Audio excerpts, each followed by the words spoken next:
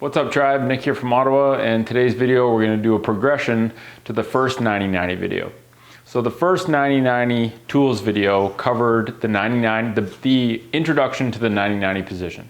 Okay, when you can use it, what it's good for, how it helps to restore internal and external rotation, and how it can be a really good replacement to sitting in a chair.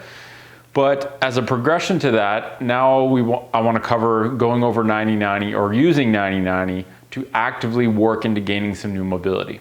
Okay?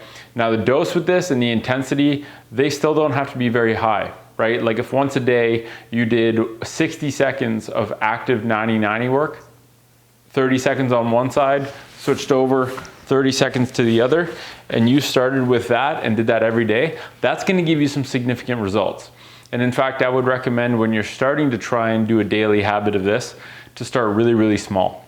So pick when you're going to do it, and also pick a really small amount that's not intimidating to do. Literally, if just getting down on the floor, sitting in 90-90 on one side and then doing it on the other side is the start, that's still a pretty good start, because this stuff only works if you do it consistently, right? The body requires time and consistent inputs in order to adapt, okay? So a couple variations that you can do that are more active. So I'm going to get into 90-90. And there's two legs that you can work on. You can either work on the leading leg, okay, which is an external rotation, or you can work on the trailing leg, which is an internal rotation. So a couple progressions that you can do. I like to start working into the position with a post down, so hand down on the floor, okay, and sometimes what I'll do is I'll start to kind of lean forward and then come back up, and I'll do reps of that. Now the big thing to remember here is, number one, keep your spine straight, okay? So from the side, what you don't want to be doing is going like this. You don't want the motion to come from your back, you want it to come from your hips. So keeping the back straight, going down. When I get to my sort of comfortable limit, I'm going to drive this knee into the floor and pull my torso back up. That's basically using my hip muscles to pull my torso back up. Okay, so you're going down, keep the spine straight.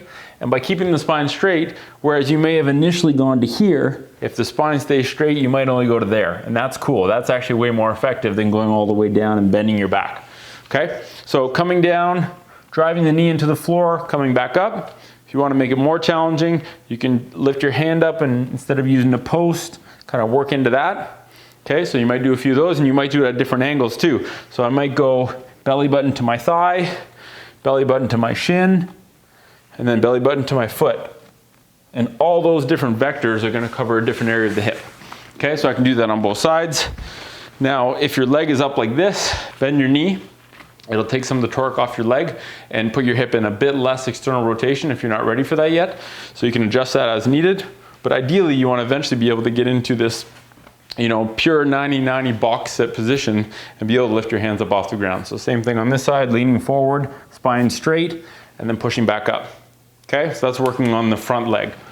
What do we got left? We got about a minute left. So another way that you can do it is actually working on the trail leg. Okay, so I might be here with my post down, lean forward, and then lift that back ankle up. Okay, I don't care if my torso is leaning, I'm actively trying to bring my hip into internal rotation. So bring that up, hold 1, 2, 3, and then back down.